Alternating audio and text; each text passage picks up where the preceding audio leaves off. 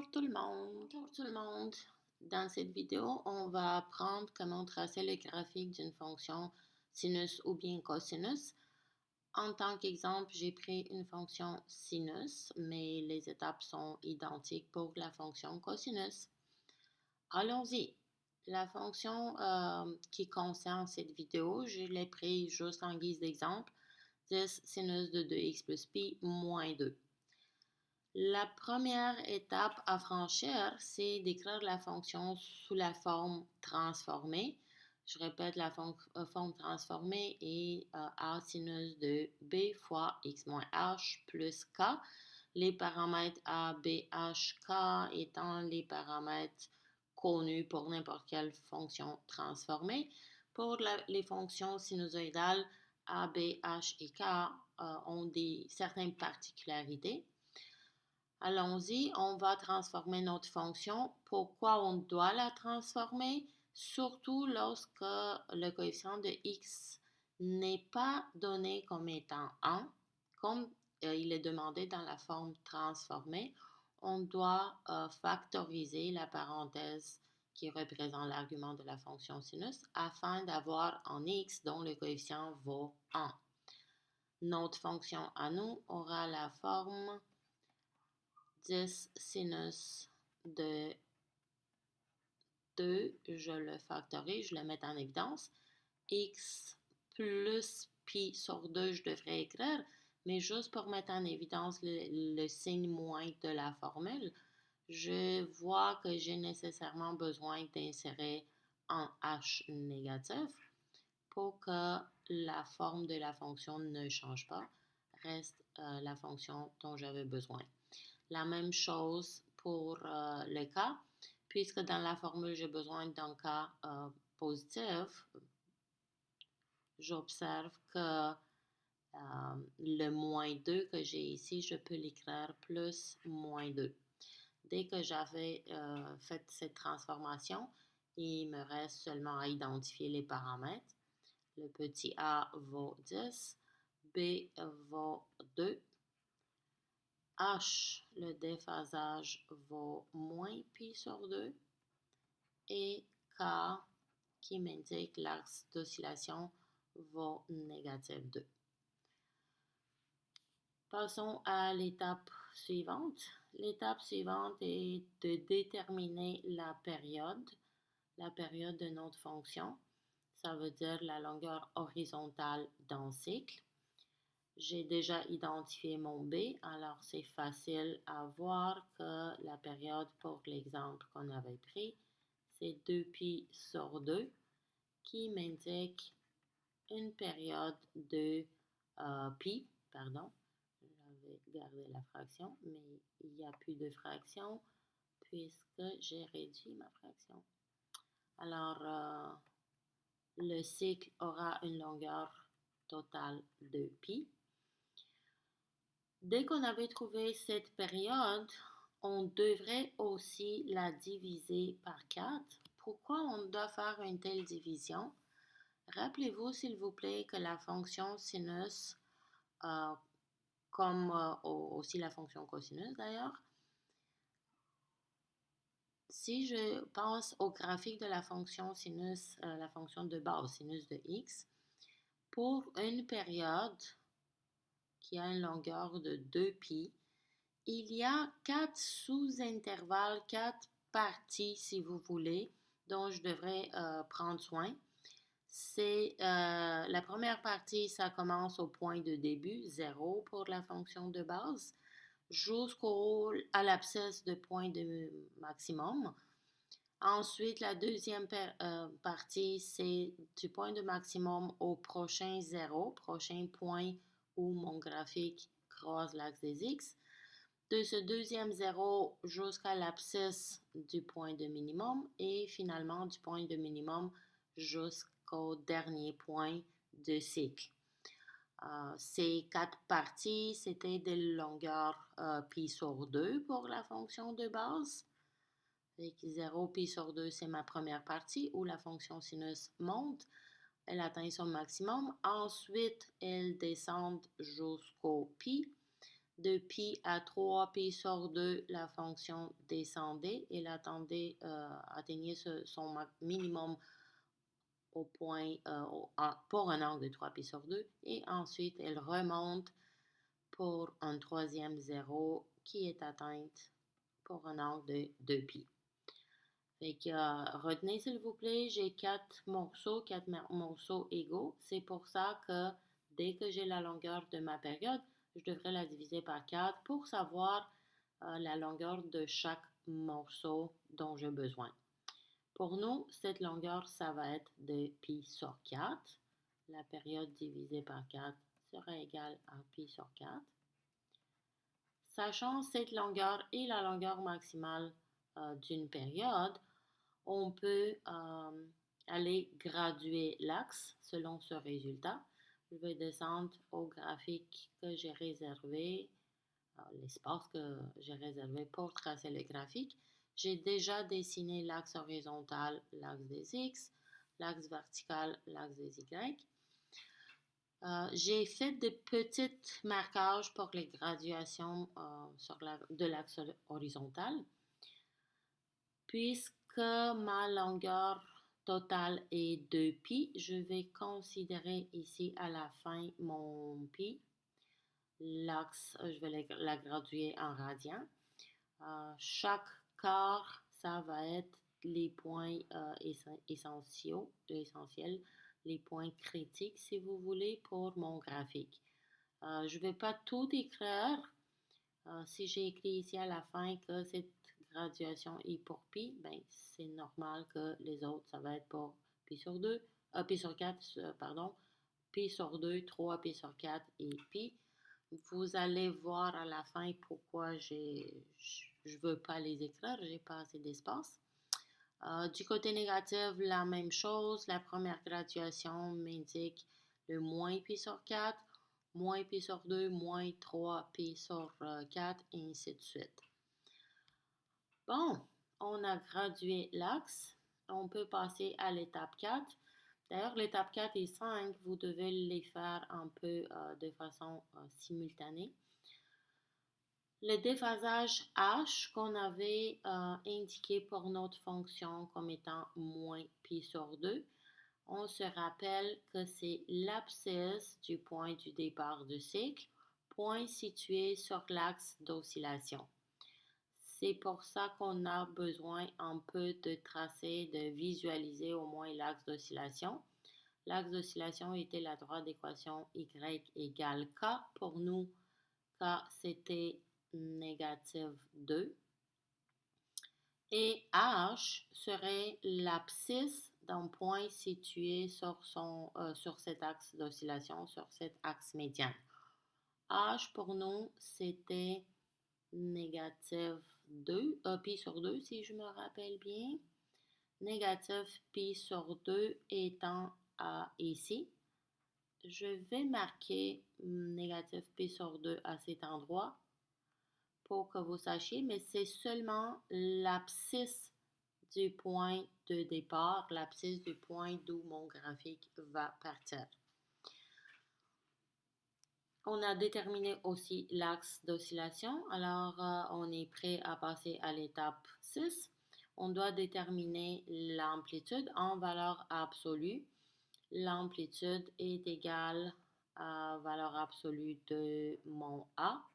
Mon A, ça c'était indiqué comme étant 10. Alors, l'amplitude vaut 10 pour notre fonction. Qu'est-ce que l'amplitude signifie? C'est la distance entre l'axe d'oscillation et le maximum, respectivement le minimum. On est arrivé à ce point, parler de maximum-minimum, alors je suis prêt à identifier les points de maximum, le point de minimum. Le max pour cette fonction sera la valeur de k qu'on avait identifié comme négative 2, plus l'amplitude trouvée qui est 10. Alors, ma fonction atteint un maximum égal à 8 et le minimum sera négative 2 moins 10 qui me donne un minimum de moins 12. C'est pour ça que j'ai préféré ne pas écrire, puisque l'axe vertical que j'ai tracé ici, il n'est pas trop long et j'ai besoin d'avoir assez d'espace pour placer les points 8 et respectivement négatif 12. Je vais graduer l'axe vertical en pas d'une unité. Alors, chaque case va représenter une unité. Je ne vais pas dessiner tous les cases, je ne vais pas écrire à chaque endroit les graduations, mais je vais indiquer qu'une case vaut 1 et je vais marquer mon point de maximum, respectivement minimum. J'ai besoin de 8 cases positives qui va me donner le max. 1, 2, 3, 4, 5, 6, 7 et 8 exactement où se termine mon axe à peu près. Et négatif 12, 1, 2, 3, 4, 5, 6, 7, 8, 9. J'ai pas assez d'espace. C'est pas grave, je vais considérer que une case représente 2 unités. Okay, je vais effacer le 1 ici. Et je vais indiquer 2. Ça va être un petit peu plus serré, mais juste pour avoir une idée. 2, 4, 6 et 8. Le max sera ici. Et négatif 12, 2, 4, 6 et 8, 10, 12. Le minimum sera à cet endroit. Vous pouvez même tracer des droites horizontales, en pointillé, juste pour avoir une idée de l'intervalle dans lequel ton graphique doit se déployer. Juste pour avoir des repères, si vous voulez. Mais si vous en avez besoin, faites-les en pointillé pour que l'image ne soit pas trop lourde, trop chargée. OK. Dans cette plage, dans cet intervalle, ma sinusoïde va se dessiner. Puisque j'ai gradué déjà l'axe vertical, je suis prête à dessiner aussi l'axe d'oscillation, toujours en pointillé, l'axe médiane. L'axe d'oscillation pour nous, c'était y égale moins 2. Ça va être très proche de l'axe des X, mais ce n'est pas grave.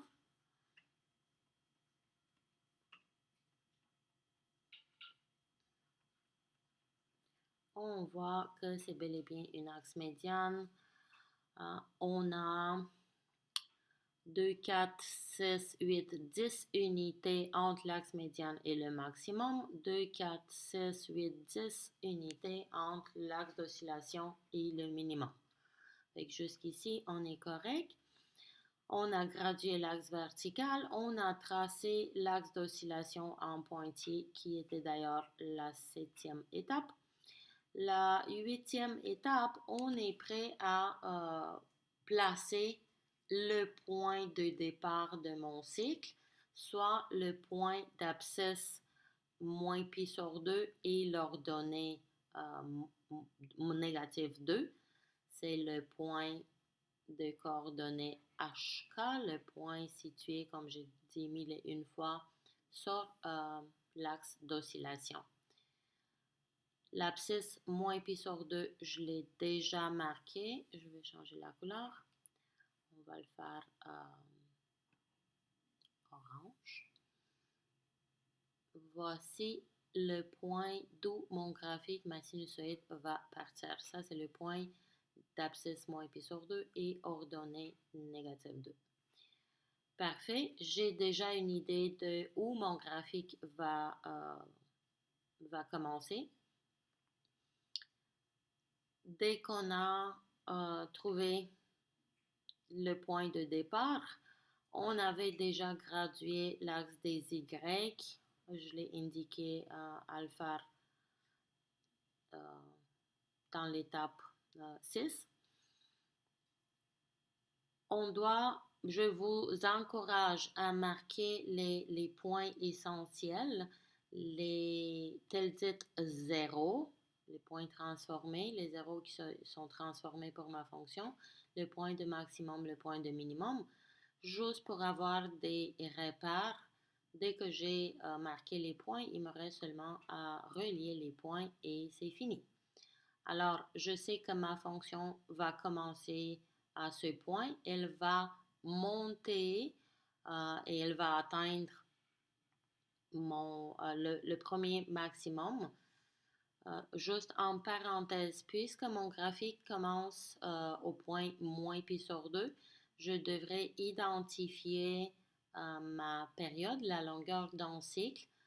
C'était de longueur pi. Alors, mon cycle va se terminer ici. Ça va être mon dernier point.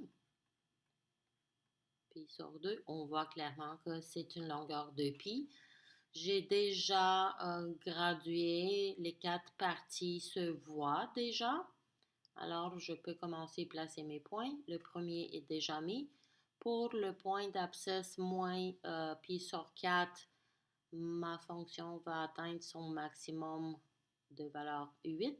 Ensuite, elle va descendre et elle va croiser l'axe d'oscillation au point d'abscisse 0 et ordonnée évidemment moins 2.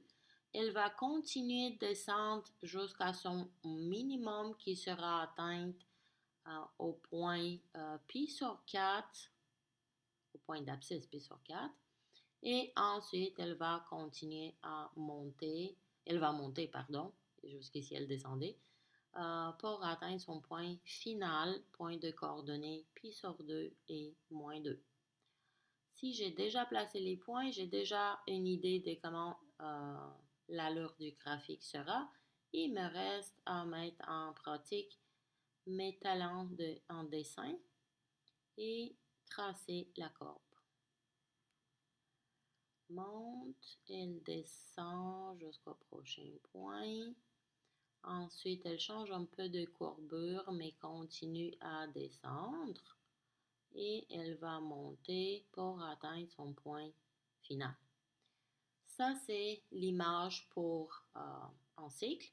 Évidemment, si j'ai besoin de reproduire cette image, j'ai qu'à la reproduire autant que besoin. Ceci conclut les étapes pour tracer le graphique d'une fonction sinus-cosinus. Une petite remarque avant de partir, si A avait été négatif, et qu'au lieu de 10, si on avait un A de négatif 10, il fallait seulement prendre en considération la réflexion par rapport à l'axe d'oscillation.